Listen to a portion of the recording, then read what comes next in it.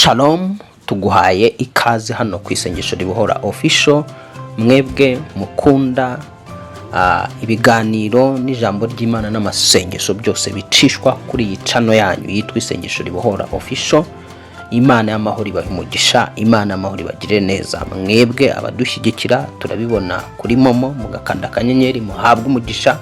Witwa Lilian ndabibona rwose uba wacecetse watuje ntunajya unamamagara, ariko Uwiteka guha umugisha kwagurira imbago. Ni kenshi mbona message yawe Yesu akwagurira imbago mu izina rya Yesu Kristo. Tuje rero kano kanya kuganira ijambo ry'Imana.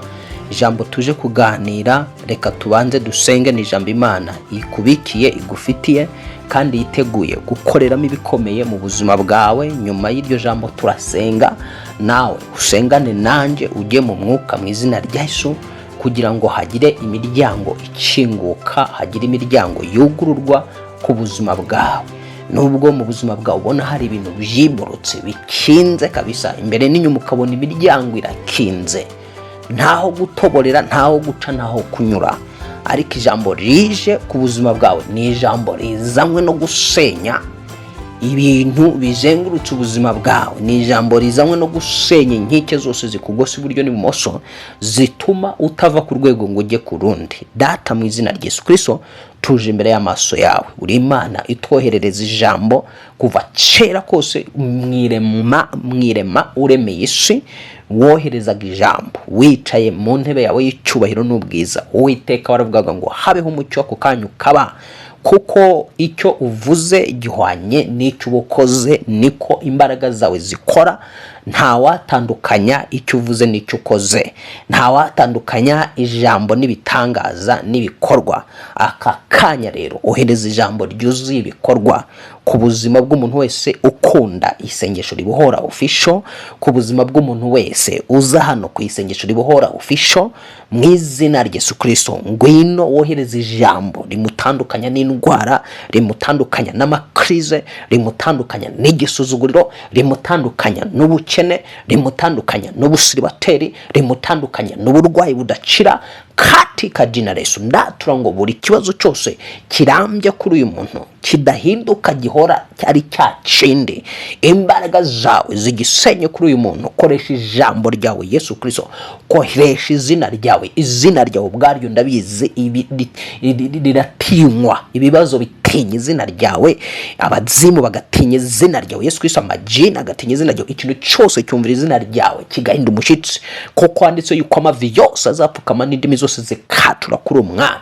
Ndatura kugira ngo rero buri kibazo cyose cyari kiri kuri mwene data, cyari kimeze nka Yeriko, zope sekirahori gihite gisenyuka. Cyumvise ijwi ry'Imana, cyumvise ijambo ry'Uwiteka, cyumvise cyanditse kera, cyumvise amaraso Yesu Kristo. Uhereye ku ndwara idakira nka sida, yumvira izina rya Yesu Kristo n'amaraso Yesu Kristo ihite ikongoka. Yahindutse nka diabete kuri uyu muntu, ishye ikongoke katika jina la Yesu Kristo. Kugera kuri diabete, cancer, imivuduko, ibibyimba byo mu nda, indwara z'umutwe zidakira, amadiabete n'ibindi birwara byose bipakiye mu buzima bw'uyu mubiri w'unyumva, mu mubiri wuje kuri iki gicaniro, izo ndwara zihinda umushitsi, zinyeganyege, zisoke mu buzima bw'uyu mubiri, zisoke muri ubuzima bw'uyu mugabo n'uyu musore n'uyu mukobwa. Katika Jesus, buri wese mwami uje hano ku isengesho ribohora official yacira igitangaza kimwe ibindi bitangaza, yacira gucira kubonerwa muri Kristo Yesu, yacira gucira kubonerwa mu maraso ye. Urakoze mwami, tugwaye amashimwe, tugwaye cyubahiro kubw'ijambo ryawe ryiza wohereje kugira ngo rikiza abantu kandi ribohora abantu, risenye inkike n'ibindi byose biri ku buzima bw'uyu muntu bimwugarije. Mu mbaraga amaraso Yesu Kristo dusabye twizeye, amen. Reka rero twihute mu byanditswe byera tuganira ijambo ry'Imana.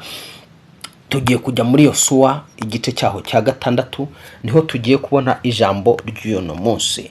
Ijambo ry'uno munsi Bibiliya irambwira ngo Imana titiravuga ngo Imana ibwira Yosuwa uburyo bazenguruka Yeriko. Shuti mukundwa muri Kristo Yesu, hari uburyo bwo kuzenguruka icyo kibazo kikuremereye, hari uburyo Imana izanye bwo kuzenguruka izo ntambara uhagazemo. Izo ntambara uhagazemo ni Yeriko yawe, urwo ruzerero ni Yeriko yawe, icyo gisuzuguriro ni Yeriko yawe, ubwo busiribateri ni Yeriko yawe, iyo krize ni Yeriko yawe, iyo relationship yawe yangiritse cyangwa umubano wawe utajya ushinga ni Yeriko yawe. Ibyo bihe uhagazemo, ayo madeni ni Yeriko yawe. So Imana yohereje ijambo rero ryo kugira ngo ubone kuzenguruka Yeriko yawe imeze nk'ayo madeni n'ibyo byose turondoye, kugira ngo abashe gusenyuka mu izina rya Yesu.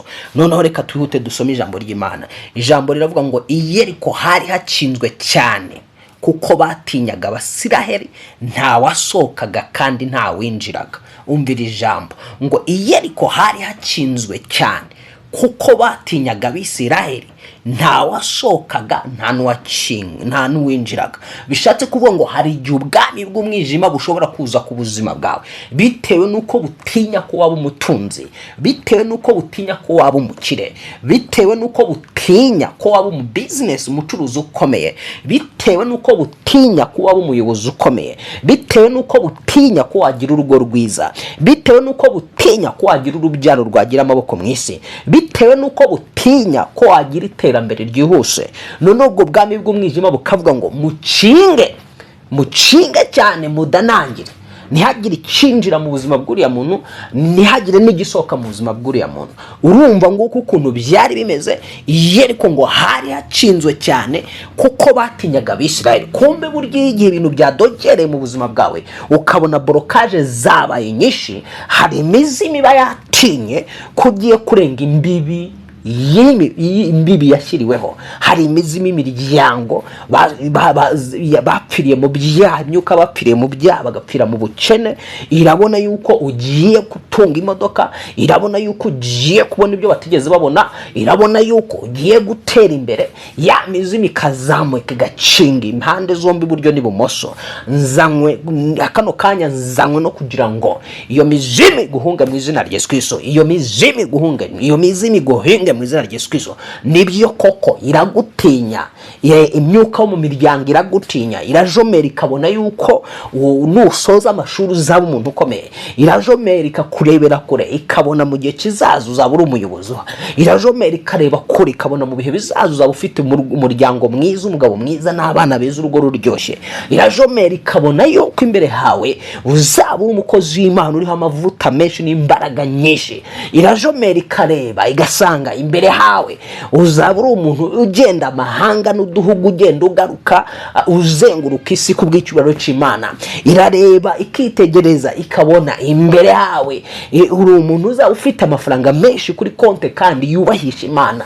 Iyo mizimu irajomera ikareba igasanga umubiri wawe ushobora kurama ukagihabwa uburame bwinshi, ikavuga ati uyu muntu ntago twakira kurama kwe, ikazana indwara igashyira mu mubiri. Ndazanywe no kugira ngo nsengane nawe muri iri jambo, ndazanywe no kugira ngo mu izina rya Yesu Kristo Uwiteka nk'uko yeretse Abisiraheli bagomba kuzenguruka Yeriko, nawe nzanywe no kugira ngo ubwire ngo umaze igihe kirekire uzenguruka Yeriko yawe. Iki nicyo gihe cyo kugira ngo isenyuke mu izina rya Yesu Kristo. Abantu bakubonye nk'uyizengurukaho, abantu bakubonye nk'umuntu utava huri, abantu basanzwe bakuzi mu ikibazo gihora ari kimwe, abantu basanzwe bakubona mu ntambara zihora ari zimwe, bakuzi mu kintu kimwe gusa, bakuzi mu mwambaro umwe gusa, bakuzi muri karakteri imwe gusa, bakuzi. Hari ukuntu abantu bakuzi nyine, hari ingeso abantu bakuziho, hari karakteri abantu bakuziho, hari imibereho abantu bakuziho, ndetse uko umwaka utashye undi ukaza niko bakubona muri ya shusho yo basanze bakubonamo. Nzanywe no kubwira ngo iyo shusho ugiye kuyambura mu izina rya Yesu Kristo. Iyo yari imeze nka Yeriko yawe wari umaze igihe kirekire uzengurukaho. Hari Yeriko rero isenyutse mu buzima bwawe, hari Yeriko ijambo ry'Imana rije kuritura kuri wowe, hari Yeriko Yesu Kristo aje gusenya kuri wowe. Iri zina rya Yesu Kristo rifite ububasha bwo gusenya ibintu byose bitigeze byubakwa n'Imana Data mu buzima bwawe. Ijambo riravuga ngo igiti cyose kitatewe na Data Uwiteka azakirandura. Ijambo rikongera rikavuga ngo dore nshyize ijambo ryanjye mu kanwa kawe. Yeremiya rimwe murongo w'icumi, ngushyire hejuru y'abami n'ibihugu kubika, kurandura, gusenya no kubaka no gutera imbuto. Hari Imana ije kugira ibyo isenya mu buzima bwawe, hari Imana ije kugira ibyo ikuraho. hari ariko imaze igihe kirekire ikinzwe, nta kinjira nta gisohoka. Reka nkubwire, wabonaga nta kinjira mu buzima bwawe, nta n'igisohoka mu buzima bwawe, ariko aka hari ibigiye kwinjira mushyashya mu buzima bwawe. Hari imiryango igiye gucinguka. Abakinze batinyaga ugiye kuba we, abugaye imiryango batinyaga ibyo ugomba kwakira, ariko kuko Imana ibarusha imbaraga, kuko Imana ibarusha ububasha, kuko iyo twizeye igendana natwe mu kwizera, igakorera muri twe biciye mu kwizera, ije gusenya izo nkike ziyereka imbere yawe, ije gusenya icyo kibazo kigenda kisubira kigaruka wamenyereweho. Hari uburwayi wamenyereweho, igihe cyose uhora bavuga ngo ni umurwayi w'ikintu runaka. Imbaraga z'Imana zirurutse gusenya no kunyeganyeza uburwayi bwose bwari buri mu maraso yawe, uburwayi bwose bwari buri mu nyama z'umubiri wawe, uburwayi bwose bwari buri mu ngingo. Ndabunyeganyeza mu izina rya Yesu Kristo. Ndavugana n'ubwo burwayi mu izina rya Yesu Kristo. Ndohereza umuriro w'Imana mu maraso yawe, ndohereza amaraso ya Yesu Kristo mu maraso yawe, ndohereza umuriro w'Umwuka Wera mu maraso yawe, utwike buri gakoko kose gateza uburwayi, kaba ari agakoko kitwa virusi, kaba ari agakoko kitwa bagiteri, katika jinaso. Zaba ari indwara zikomoka mu mihindagurikire y'ikirere, zaba ari indwara zikomoka ku myuka mibi y'abadayimoni n'imbaraga z'ikuzimu, ndatura ngo izo ndwara zamaze kuba nk'inkike ziri ku buzima bwawe zinyeganyege mu izina rya Yesu Kristo, zinyeganyege mu izina rya Yesu Kristo, zinyeganyege mu izina rya Yesu Kristo. Ndanyeganyeza malaria muri wowe, ndanyeganyeza diabete muri wowe, isohoke mu buzima bwawe. Kanseri ndanyeganyeza isohoke mu buzima bwawe, sida isohoke mu buzima bwawe, iranduke mu maraso ya mu izina rya Yesu Kristo. Yarimeze nk'icenyero y'Yeriko, uyu munsi sida nigusohokemo, uyu munsi imivuduko nikuvemo, izina rya Yesu Kristo. Ndatura ngo buri ndwara zose zokamye umubiri wawe,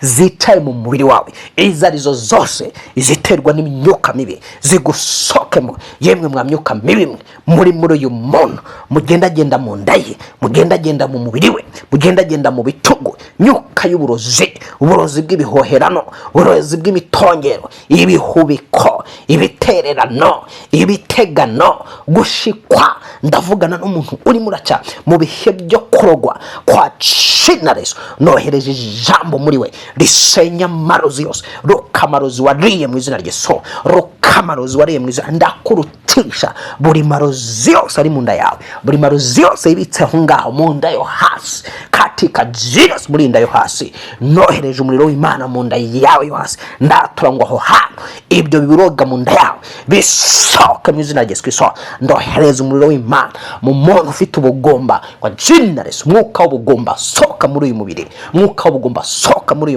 uyu mubiri mu izina rya Yesu Kristo. Umwuka wa diabete, umwuka wa kanseri, umwuka w'umutwe udakira sohoka mu buzima bw'uyu muntu. Wari umeze nka Yeriko y'uyu muntu, utinya ko uyu muntu agira amagara mazima, utinya ko uyu muntu umubiri ugubwa neza, ndagutegeka uburwayi sohoka va mu buzima bwe, agira amagara meza, agira ubuzima bwiza kwa Cina la Yesu Kristo, kwa Cina la Yesu Kristo. Ritinywa n'utundi tuzina twose twitwa indwara. Umva wa ndwara utinya izina rya Yesu Kristo. Umva wa muzimwe namwe mwa majini mwe, umva mwa myuka mibi mwe y'uburozi butandukanye mufite amazina, mutinya izina rya Yesu Kristo. Ndatura ngo mwumvire izina ndi kuvuga, musakuze muve muri uyu muntu kwa Cina la Yesu. Umuntu ahohoke yumva, umuntu akire yumva, uyu muntu wifite kwizera akire yumva, abohoke yumva, abyuke mu buriri yumva, agenda byumva izina rya Yesu Kristo, agenda yumva izina rya Yesu Kristo, abohoka byumva, akira byumva kwa Cina la Yesu. Watsinze kuzimu n'urupfu, ufite imfunguzo z'ubuzima bw'uyu mugore, ufite imfunguzo z'ubuzima bw'uyu muntu uri kwisengesho ribohora. Uyu muntu mwami ufite imfunguzo z'ubuzima bwo kubaho kwe, uyu muntu ufite imfunguzo z'imibereho yo kubaho kwe kwa Cina. Icyatsi kamye imibereho ye, ikibabaza imibereho ye, sawa kintu we, sawa mwuka we, fire kwa Cina la Yesu. mbohoye imibereho yawe yari boheshejwe iminyururu, yari boheshejwe ingoyi. Ndi kubona mu mwuka hari umuntu boheshejwe ingoyi y'intimba n'agahinda, aboheshejwe iminyururu y'ubuzima bugoye. Ndakwatura kugira ngo iyo minyururu y'ubuzima bukugoye, iyo minyururu y'imibereho ikugoye icike ku buzima bwawe. Wachina na Yesu Kristo wakubohesheje umuruho katika jina Yesu. Hari umuntu mbona mu isi y'umwuka uboheshejwe umunyururu w'umuruho ukomeye, umunyururu w'umuzimu wo kwa sogokuru wawe. Ndasenga kugira ngo muzimu kurekure mu izina rya Yesu Kristo. Ndasenga kugira ngo mwuka waguteje umuruho, shawa mwuka w'umuruho we watumwe kurusha no muntu no kumubuza amahoro, pfa ku buzima bwe, pfa ku buzima bwe mu izina rya Yesu Kristo. Urakoze mwami Yesu Kristo ko hari umuntu uciyeho iminyururu y'imiruho katika jina Yesu, yari imeze nka Yeriko iremereye. Uyu muntu wahoranaga marira, uyu muntu wahoranaga gahinda, uyu muntu wahoranaga intimba, udafite ibyiringiro by'ahazaza, uhora mwami yigunze, akababara ari kenshi, uryama agasuka marira mu buriri. Ndakwatura kubohoka mu izina rya Yesu Kristo, ngo ciriye uwo munyururu w'umuntimba, ngo ciriye uwo munyururu w'agahinda mu izina rya Yesu Kristo. Niyo nkoresheje nco munyururu mu izina rya Yesu Kristo, mu mbaraga y'amaraso Yesu Kristo, niyo nkoresheje amaraso Yesu Kristo, ngo taho uwo munyururu mu izina rya Yesu Kristo. Uruhura abarushe mu izina rya Yesu Kristo, tura imitwaro y'abaremerewe. Ndakwaturaho kugira ngo imitwaro ikuremereye mu izina rya Yesu Kristo tura abantu imitwaro. Iyo mitwaro ni kuvaho ikuremereye mu izina rya Yesu Kristo. Iyo miriho ni cike, uruhuke mu buzima bwawe mu izina rya Yesu Kristo. Ndumva mu mwuka Imana yanjyanye muri icyo kirere cy'amasengesho, sinzi impamvu, ariko mu isengesho nsenga hari abantu ibohora, hari abantu n'aka kanya babohotse. Wowe umaze kwikonekta n'iri sengesho, ndi kumva hari imbaraga ziri kumvamo zivuye mu ijuru zikakugiraho kugira ngo ubohoke kwa jina la Yesu Kristo. Umunsi umwe Yesu Kristo yiyumva hari imbaraga zimuvuyemo, aravuga ngo hari umuntu nkozeho, kandi koko hari umuntu wari umukozeho. Benshi batangiye kuvuga ngo dorere abantu baragukora, abantu ikivunge cy'abantu cyose kiza kigukoraho, ukavuga ngo hari umuntu ugukozeho. Yesu aravuga ati hari umuntu nkozeho. Umudamu ngo abonye ko adahishwa byose, araza amubwira ko ari umukozeho, amubwira ko akizi, amubwira icyago yari afite cya myaka 12 ava amaraso ari mu mihanga idakama. Uwo mugore ngo igihe yarakoze kuri Yesu, icyago cye cyahise gihagarara. Hari umuntu ukoze Yesu kuri Yesu Kristo muri iri sengesho. Hari umuntu ukoze ku mbaraga z'Imana, hari umuntu ukoze ku mbaraga z'umwuka wera, zimubohoye numva, zigukijije nkumva katika jina la Yesu watsinze ukuzimu n'urupfu. Izina risumba amazina yose, izina riri hejuru y'amazina y'abakomeye ba none, izina riri hejuru y'amazina y'amajini n'imizimu n'amashitani n'abamarayika bose, izina riri hejuru y'imyuka y'abapfuye kuva isi yaremwa, imyuka y'amazina y'abapfuye kuva isi yaremwa kugeza aka kanya. Izina ritagereranywa n'izina iryo ari ryose ryo kwisi, kabone naho bafata amazina y'abantu yose yabayeho bakayaha umuntu umwe ngo agire izina ry'abo bantu, abo muntu ntiyagira izina nk'irya Yesu Kristo. Iri zina ribohora uboshye, iri zina rivanaho imitwaro, iri zina riruhura indushyi. Hari uburushyi bucitse mu mutima w'uyu mugore, hari uburushyi bugucitseho buguye. Muri iryo zina twahawe gukirizwamo, izina turindirwamo, tukaririndirwamo amahembe n'ibitega, tukaririndirwamo ibihohera n'ibitongerano n'ibitegano n'ibindi byose. Iri zina ndakuri kwatora ryo rya Yesu Kristo rigukize, ribagagura indwara zose ziri mu nda yawe no mu muri wawe, zose zisoke byari bimeze nka Yeriko, bicike bisenyuke mu buzima bwawe. Ndasenya Yeriko imbere yawe, ndaritura Yeriko maze igihe kirekire uzenguruka, nigwe mu izina rya Yesu Kristo. Yewe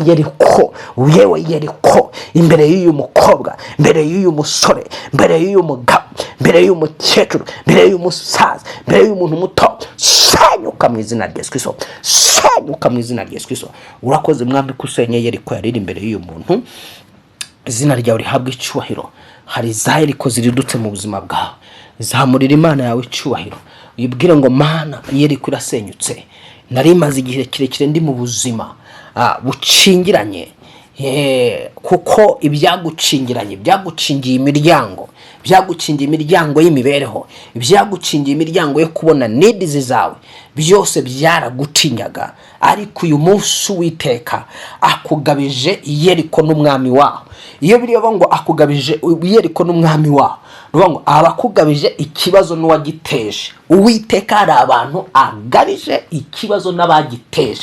Zopetese kirahoria ni ijambo rya gihanuzi. Uwiteka kugabije icyo kibazo n'uwakiguteye mu izina rya Yesu Kristo. Uwiteka kugabije izo ntambara n'uwazigushozeho. Intambara urazitsinze, n'uwagushoje muri izo, uwagushoje izo ntambara nawe uramutsinze mu izina rya Yesu. Bishatse kuvuga ngo ntabwo utsinze ikibazo gusa, ahubwo hatsinzwe naho cyaturutse. Icyo nicyo bisobanura. Hari ikibazo cyari kikuriho ariko gifite uburyo cyajemo. Ntabwo cyaje ngo kikwitureho gusa. Hari bamwe baba bafite ibibazo inkomoko yabyo ari mu maraso y'Imiryango bavamo. Hari abandi baba bafite ibibazo inkomoko ari intege nke zabo, ari zituruka ari ibibazo bishingiye mu ntege nke zabo no muri kamere yabo.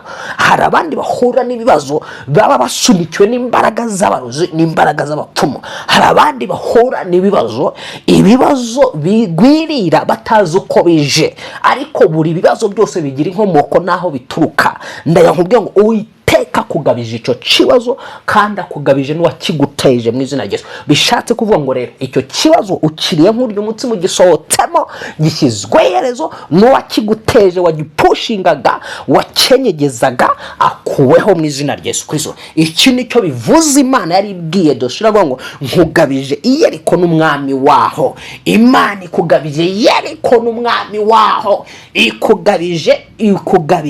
ikugabije gutsinda ubukene naho bwakomotse mu izina rya Yesu. Ubwo bukene aho bwakomotse bukwanjama, iyo nyatsaho yakomotse, Uwiteka arayikugabije kugira ngo uyitsinde, kandi utsinze n'uwayikugabije mu izina rya Yesu ayigufuhera cyangwa ayigutongera. Zamurira izina ry'Imana yawe icyubahiro, uribwire ngo Yesu urakoze, Yesu Kristo urakoze, Yesu Kristo urakoze. Reka nkubwire nshuti mukundwa muri Kristo Yesu, ni byiza kwizera ijambo ry'Umwami Yesu Kristo. Ni byiza kwizera iby'Imana ivugana n'ubugingo bwawe. Ni byiza kwizera ijambo ry'Imana. Ijambo ry'Imana rihwanye n'icyo Imana ikoze. Imana isenye Yeriko wari umaze igihe kirekire wizengurukaho. Aho ngaho nyine abi Yeriko bo bari baradanangiye imbere n'inyuma, kuko bagutinya ko wavamo ikindi kintu, ariko icyo batinyaga nicyo kibaye. Imizimu yatinyaga ko ugiye kuba umuntu ukomeye, ubaye ukomeye ibireba. Abarozi batinyaga ko uzarama, uraramye babireba. Abarozi batinyaga ko uzaba umukire, ukize babireba. Hari ibintu Imana ikoze mu buzima bwawe kugira ngo ivuguruze imbaraga zaguhinyuzaga. Izo mbaraga zaguhinyuzaga ni imbaraga za Satani, ntabwo ari imbaraga z'Imana. Icyakora ujye uzirikana ijambo rivuga ngo biteye ubwoba gusumirwa n'amaboko y'Uwiteka. Hari amaboko y'Uwiteka asumiye, agwiriye gitumo ibyaguhinyuzaga n'ibyakurwanyaga. Noneho sasa nk'uko iri jambo rivuze ngo dore nkugabije Yeriko n'umwami waho n'intwari zaho. Hari abigize intwari zo gutongera no kuvuma. Hari abigize intwari mu buzima bwawe. Abo bigize intwari mu buzima bwawe Uwiteka arabakugabije.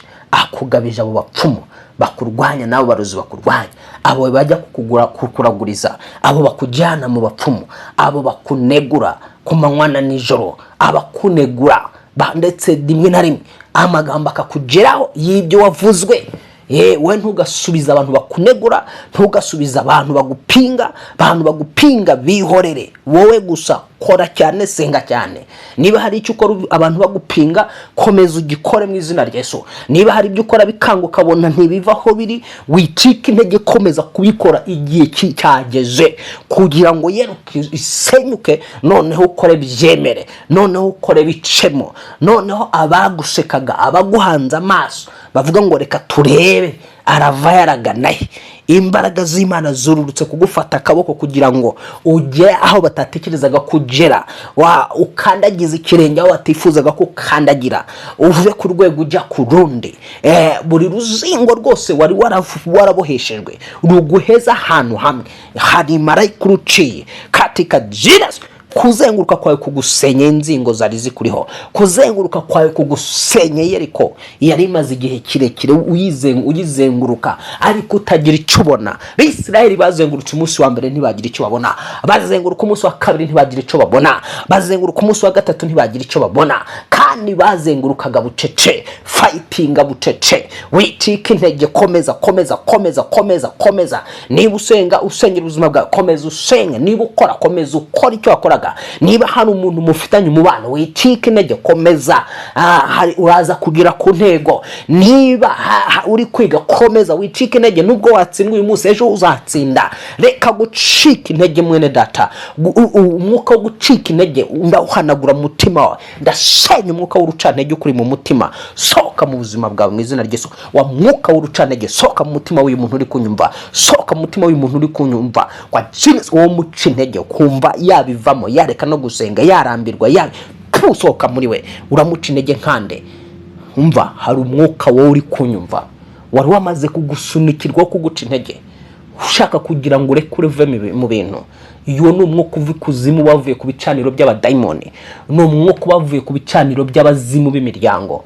Niko ikora imyuka y'urucantege kunze kuva ku bicaniro byo mu miryango, cyangwa se ikava ku bicaniro by'abarozi bohera batongera kugira ngo ucike intege.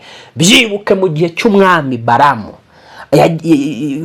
cy'umwami Baraki, yagiye kwa Baramu kugira ngo amuvumire Abisirayeli. Noneho namuvumira Abisirayeli bacika intege. Noneho nibamara gucika intege, bagiyeho n'umwuka wo gucika intege. Noneho Baraki abatera abaneshe.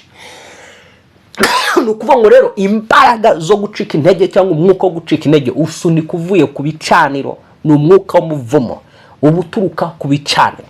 Wowe rero woherezwa ngo umwuka wo kuguca intege, ndawusenya nugusohokemo mu izina rya Yesu Kristo. Nugusohokemo mu izina rya Yesu. Wowe wari umaze kurambirwa, wumvaga wabireka nibyo gusenga no gusengererwa, wumvaga wabishyira hasi bitewe n'intambara ubona zigenda zirushaho kuba nyinshi. Abo ni abadayimoni bava ku bicaniro bakavuga bati ari kumva ijambo rishobora kumukomeza agakomeza agafightinga. Komeza fighting mu izina rya Yesu Kristo. Komeza ukirane kandi urwane. Uraza kunesha, uraza kugira ku ntsinzi. Imana y'amahoro iguhe umugisha. Imana y'amahoro ikugirire neza. Ndumva naherekera aho ngaho ikiganiro, wenda ntikibe kirekire. Reka twinjire mu ijambo ry'Imana, reka twinjire mu mwuka wo gusenga nanone. Nubwo twasenze, ariko reka nongere nsengane nawe. We wari uri muri hanyumva, vuga uti mu izina rya Yesu Kristo, izina nahawe gukirizwamo, izina mbohokeramo, izina rinkiza ibyago n'amakuba, izina rya Yesu Kristo riri hejuru y'amazina ndwanya, izina rya Yesu Kristo riri hejuru y'amajini, imizimu, amadayimoni n'imyuka mibi y'ubwoko bwose. Izina rya Yesu Kristo riri hejuru y'ibibazo byose bifite amazina. Yesu Kristo, ndi imbere yawe muri aka kanya. Buri kibazo cyose cyari kindi imbere, kinteje ubwoba, kimpangayikishije, ntaboneraga umuryango wo kugisohokamo, ntabonaga inzira zo kugisohokamo, aka kanya nizereye mu ijambo ryawe. Kibazo cyari kirumbaraye, gihagaze imbere yanjye, kimeze nka Yeriko. Uyu munsi kirasenyutse mu izina rya Yesu Kristo. Kirasenyutse mu izina rya Yesu Kristo. Kirasenyutse mu izina rya Yesu Kristo.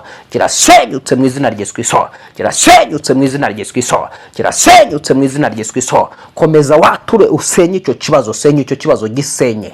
Niba ari umuntu mufitanye amakimbirane wakwishizemo, akurwanya, akubuza amahoro, senya urwo rwango agufitiye. Senya urwo rwango. Uwo muntu mwature mu mazina, uvuge uti mu izina rya Yesu, urwango runaka mfitiye ndarusenya mu izina rya Yesu Kristo. Ndarukubita hasi mu izina rya Yesu Kristo. Niba ari ikibazo cy'amadeni, tangira ugisenye mu izina rya Yesu. Senya ayo madeni aturute mu izina rya Yesu Kristo. Kibazo kideni rimazeho igihe kirekire, ndwana no kugira ngo nsohokemo, rikanga, ndarisenya n'ubukana bwaryo mu izina rya Yesu Kristo. Ndarisenya n'ubukana bwaryo mu izina rya Yesu Kristo. Ndatura kugira ngo hagire umuryango ukinguka, mbona uburyo bwo kwishyura. Izina ry'Imana yanjye rihabwa icyubahiro mu buzima bwanjye. Urakoze mwami. Ushobora kuba uri kunyumva ari ikibazo cy'uburwayi, tangira usengane nanjye. Muri indwara yose ikurimo, vuga uti mu izina rya Yesu Kristo, buri ndwara yose yicaye mu maraso yanjye, yicaye mu nda, yicaye mu ngingo, yicaye mu mubiri wanjye, yashizwemo n'abadayimoni, yashizwemo n'imyuka mibi gambiriye kumbabaza, gambiriye kubuza umubiri wanjye amahoro, yewe anparawe, sohoka muri njye katika jina la Yesu, sohoka muri njye mu izina rya Yesu Kristo, sohoka muri njye mu izina rya Yesu Kristo. Ngaho turi iyo ndwara, niba ari diabete yaturivuge uyibwire gusokemo, niba ari kanseri yatuyibwire gusokemo, niba ari uburibwe bwo mu nda cecekesha ubwo buribwe uvuge uti mu izina rya Yesu waburibwe, umvira izina rya Yesu undekura uburibwe busoke. Niba ari paralize vugana na paralize ubwire ngo ndekura mu izina rya Yesu Kristo. Wowe paralize witwa paralize, izina rya Yesu ryumvira undekure mu izina rya Yesu Kristo. Reka nkubwire ngo izina rya Yesu Kristo ryumvirwa. Umva Yesu yaravuze avugana n'imiyagira, irumva inyanja, irumvira cecekera tuza. Yesu Kristo iyo iryo zina rivuze rikarekura ijambo cyangwa se ukarivuga uryatura ku izina ry'ikintu runaka, icyo kintu gicishwa bugufi. Yari uburwayi bucishwa bugufi bukava ku buzima bwawe. Izina rya Yesu Kristo ibyanditse bivuga yuko ari ryo dukirizwamo, bivuga yuko ari ryo turindirwamo. Yesu twiga ku isengesho Yesu yasize asengeye twebwe. Hari isengesho yavuze ngo data ubarindire mu izina wampaye. Iri zina rya Yesu turirindirwamo, rikatubera urukingo rw'indwara, ritubera urukingo rw'abazimu, rutubera urukingo rw'amyuka mibi, ritubera urukingo rw'amajini, rutubera urukingo rw'imivumo y'abantu. Mu izina rya Yesu Kristo ndahindura ubusa imivumo. Vuga uti mu izina rya Yesu ndahindura ubusa imivumo yose noherwa, imivumo yose ntongera, ndahindura ubusa mu izina rya Yesu Kristo. Nizereyemo ngakizwa, mu izina rya Yesu Kristo nizereyemo nkababarirwa, sibye imivumo y'ubwoko bwose y'abantu banyohera. Ndatura ngo ndi umunyamugisha mu izina rya Yesu Kristo, ndi umunyamugisha mu izina rya Yesu Kristo, ndi umunyamugisha mu izina rya Yesu Kristo, ndi umunyamugisha mu izina rya Yesu Kristo. Atura inshuro 7 wature kuri umunyamugisha uhereye bwa mbere, avuga uti ndi umunyamugisha mu izina rya Yesu Kristo, ndi umunyamugisha mu izina rya Yesu Kristo, ndi umunyamugisha mu izina rya Yesu Kristo, ndi umunyamugisha mu izina rya Yesu Kristo, ndi umunyamugisha mu izina rya Yesu Kristo, ndi umunyamugisha mu izina rya Yesu Kristo, ndi umunyamugisha mu izina rya Yesu Kristo. Sakuza cyane aho urutere haleluya, ugurature ko nyine bibaye bityo ubaye umunyamugisha. Iyi Yeriko yazengurutse 7, izengurutse 7, tiridukira senyuka. Ako 7 watuye kuri umunyamugisha, imivumo yose waruriho yari kuriho irasanyutse mu izina rya Yesu Kristo, irasanyutse mu izina rya Yesu Kristo. Winjiye mu buzima bw'umugisha, winjiye mu buzima bw'umudendezo, winjiye mu buzima bw'amahoro. Imana nkorera iguhumugisha, Imana yampamagaye iguhumugisha, Imana mvuga iguhumugisha. Yaremye ijuru n'isi, hindura ubuzima bwawe, Uwiteka kugirire neza, Imana ikurengere cyane, Imana igukomeze mu izina rya Yesu Kristo. Nakagaruka kuri iyi chano yanyu isengesho ribihora official. Hanyuma rero bwa mbere ntugende udakoze subscribe. Hano umugisha kuri wowe, kuri iyi chano yawe uzajya utubona mu buryo bikoroheye. Imana ikugirire neza, Imana iguhe umugisha. Shalom shalom, ibihe byiza.